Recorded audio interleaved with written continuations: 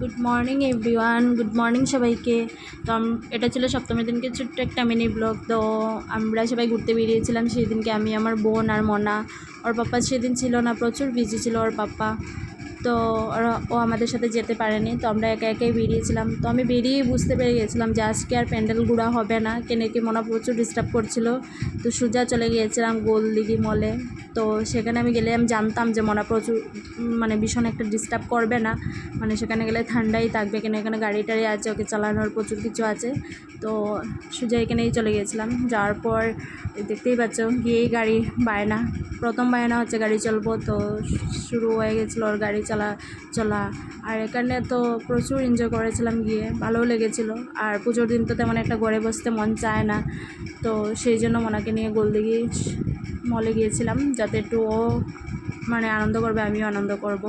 আর এখন তো ওর বাবা মার সাথে তেমন একটা ঘুরতে যায় না, কেন কি ওর প্রচুর কাজের প্রেশার। আর এখন আর এতটা খারাপও লাগে না, আগে খারাপ লাগতো আমার সাথে ঘুরতে না গেলে, কেন কি এখন তো আমার চিরসাথী চিরসঙ্গী হচ্ছে আমার ছেলে। ওর সাথে থাকলেই হয়, আর কেউ আমার পাশে না থাকলেও চলবে।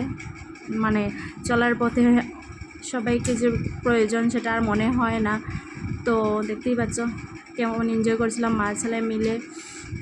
তো ভিডিওটা অনেকটা লম্বা হয়ে যাচ্ছে জানি, কিন্তু কিছু করার নেই। আর ওর শয়তানিটা দেখো, ওই এখানে গিয়েও নিচে ফ্লোরে বসে বসে খেলছিল। ও সব জায়গাটাই ওর ঘর মনে করে, কিছু করার নেই, বাচ্চা মানুষ, এটা তো চলতেই থাকবে।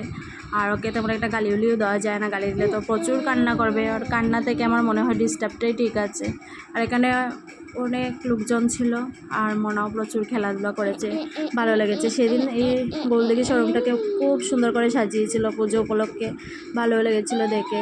তো ভিডিওটা অনেকটা লম্বা হয়ে যাচ্ছে, এবার তো ভিডিওটা শেষ করতে হবে। আপনারা ভালো থাকুন, আপনাদের ফ্যামিলির সবাইকে ভালো রাখুন। দেখা হবে অন্য কোনো নেক্সট একটা ব্লগে। ততক্ষণের জন্য টাটা ভাই। ভিডিওটা ভালো লাগলে কমেন্টে জানিয়ে যাবে।